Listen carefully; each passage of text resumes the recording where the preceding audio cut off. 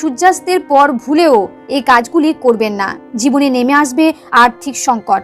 বাস্তুমতে এমন অনেক কাজ রয়েছে যেগুলি সূর্য ডোবার পর একেবারেই করা উচিত নয়। সূর্যোদয় ও সূর্যাস্ত মানে দিন ও রাতের সংযোগস্থল, তাই শাস্ত্রে এই সময়টিকে অত্যন্ত গুরুত্বপূর্ণ বলে মনে করা হয়। তাই সূর্যাস্তের পরে এমন অনেক কাজ আছে যেগুলি কখনোই করবেন না। এতে আপনার পরিবারে যেমন সুখ সমৃদ্ধি থাকবে না, তেমন আর্থিক উন্নতি করতে পারবেন না। এবার জেনে নিন সূর্যাস্তের পর কোন কাজগুলি করবেন না।